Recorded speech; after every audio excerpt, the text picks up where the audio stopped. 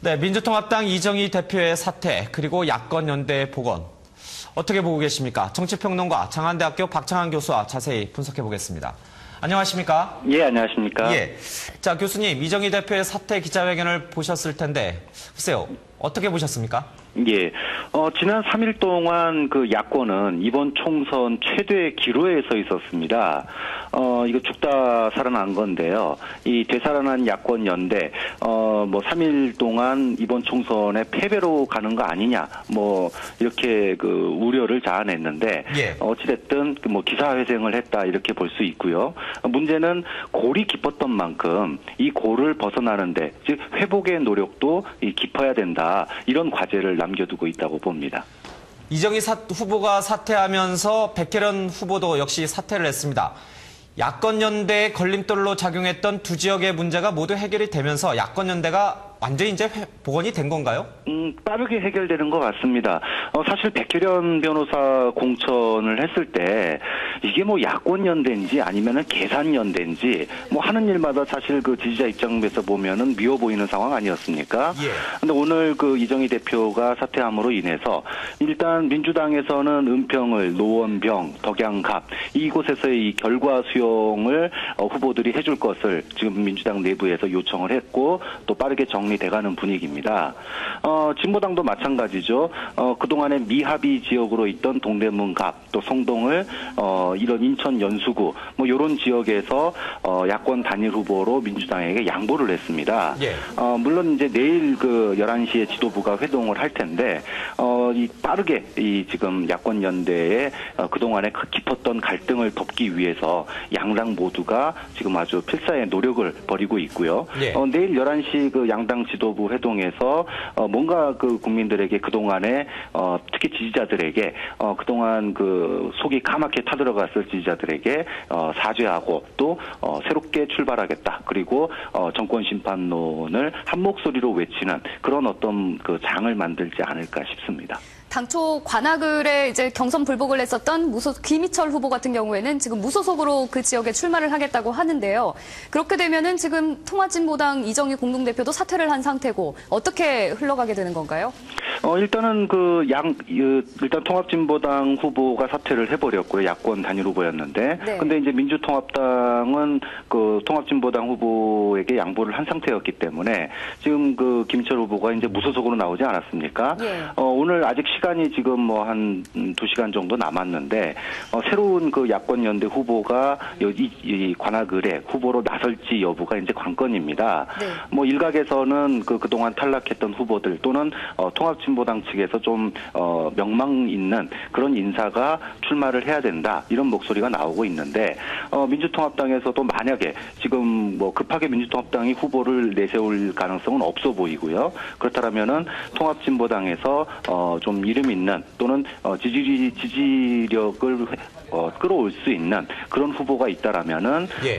민주통합당도 양보를 하지 않을까. 근데 글쎄요 2시간 내에 그 모든 게 해결이 될 수 있을지 그거는 좀 미지수입니다. 중요한 것은 김희철 후보가 탈당을 해버렸기 때문에 예. 민주통합당이 탈당한 그 김희철 후보를 지지하고 나설 수는 없는 일이거든요. 그렇게 본다라면은 후보 공천 여부와 상관없이 김희철 후보 아까 3시 때 기자회견하는 것부터 연결해서 통화하시는 걸 들었는데 네. 글쎄 거기에 대해서 지금 여론이 그렇게 썩 좋지 않은 것 같습니다. 예.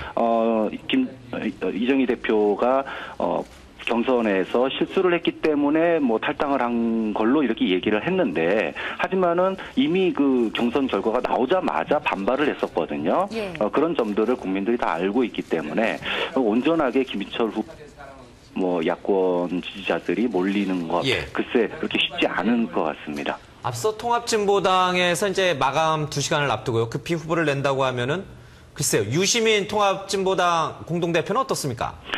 아무래도 서류 같은 거를 다 접수를 해야 되지 않습니까? 관련된 예. 서류들을. 그렇다면은 비례대표 후보로 나와 있는 유시민 대표가 모든 서류가 다 갖춰졌기 때문에 그것을 옮길 경우에는 시간적으로는 가능하다고 봅니다. 예.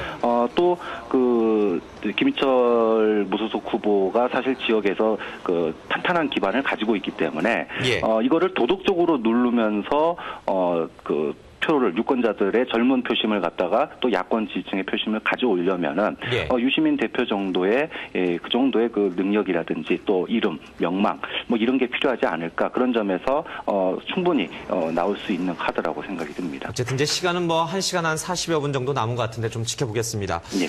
그런데요, 박 교수님, 지금 야권연대 꺼져가던 불씨를 이제 겨우 되살리긴 했는데 이미 감동은 다 사라지고 없다. 그래서 지금 이제 야권연대가 되살아난다 해도 국민에게 미치는 영향, 감동, 선거에서의 어떤 승리의 기폭제, 그 기능은 못할 것이다라는 얘기가 많더라고요. 일단은 뭐 불은 껐는데 정권 심판을 염원했던 지지자들 사실 속이 까맣게 다 타버렸었거든요. 예. 이미 불이 다 타가지고 까맣게 탄 그 마음을 뭘로 달래줄 수 있을지 이제부터가 더 이제 사실은 노력이 필요한 상황입니다. 예. 회복의 노력이 있고 또 화합과 반성 뭐 이런 것들이 필요한데 그런 부분들을 하려면은 지금 이정희 대표가 사퇴한 것만으로는 사실 부족하죠. 그렇다면은 지금 중요한 것은 민주통합당이 이 마무리를 어떻게 하느냐가 오히려 더 중요할 수 있습니다. 예. 일단은 지금 단일화 경선에서 탈락한 후보들을 다 다독여야 되고요. 첫 번째로는요.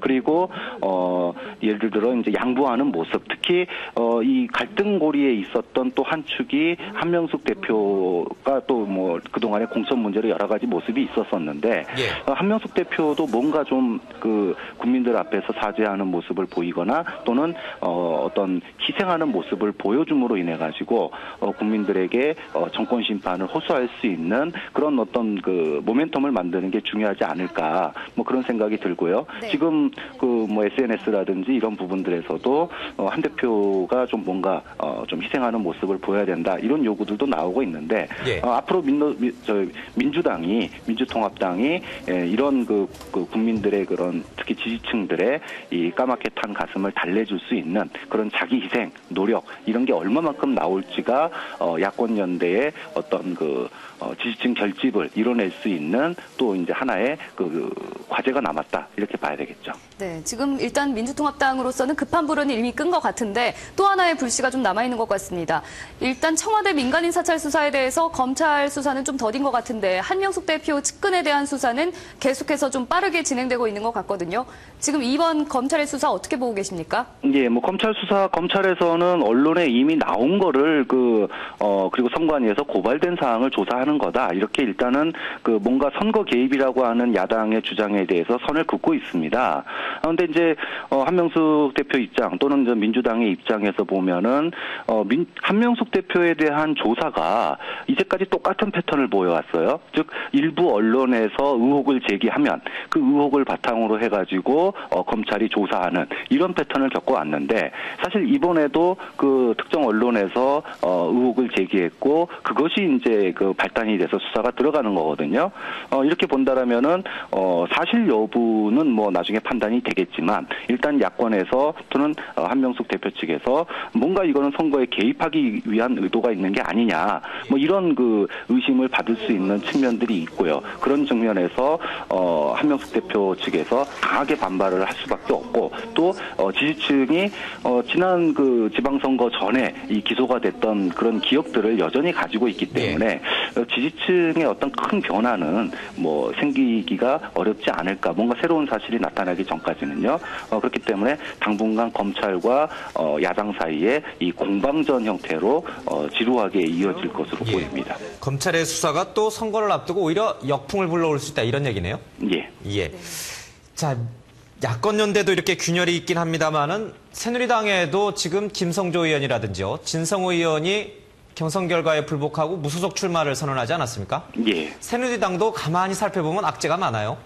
새누리당이 뭐 아까 그 앵커도 얘기를 하셨지만 사실은 그 지금 잘 가고 있는 상황이 아니거든요. 예. 특히나 이 당 내부의 그 물론 이제 개별적이긴 하지만 무소속 출마 대구 경북 지역에서 부산 지역에서 뭐 각종 지역에서 이제 무소속 출마하는 후보들이 속속 나오고 있습니다. 예. 그렇다면은 이것을 막아야 되는데 이걸 막기 위해서 박근혜 위원장이 또 오늘 뭐 급하게 또 대구 경북 방문하지 않았습니까? 그렇게 본다라면은 내부 사정도 사실 그렇게 좋은 편도 아니고 더군다나 지금 이런 사찰에 대한 이 검찰 수사요. 예. 이 검찰 수사가 사실은 전 정권 문제이긴 하지만 여전히 국민들에게 표심에 영향을 줄 수 있는 그런 불씨이기 때문에 이 국면을 지금 민주당 이 공천 갈등이 덮어 있었는데 예. 이게 이제 공천 갈등이 사라지고 검찰 수사가 만약에 지지부진하게 되면은 이것을 기점으로 해가지고 야권이 정권 심판론의 어떤 불씨를 되살릴 수 있는 그런 기회들이 많이 있거든요. 그런 점에서 새누리당이 지금 내부적으로나 또 외부적으로나 아직 안심하기는 좀 이른 상황 아니겠느냐. 예. 그런 점에서 본다라면은 이번 총선은 20여일밖에 남지 않았는데 완전히 지금 혼전 속에 빠져 있다. 어느 누구도 좀 우위를 주장하기 힘든 그런 박빙의 상황이 펼쳐지고 있는 게 아닌가 그렇게 판단됩니다. 알겠습니다. 오늘 말씀 여기까지 듣겠습니다. 고맙습니다. 예, 감사합니다. 네, 지금까지 장안대학교 박창환 교수였습니다.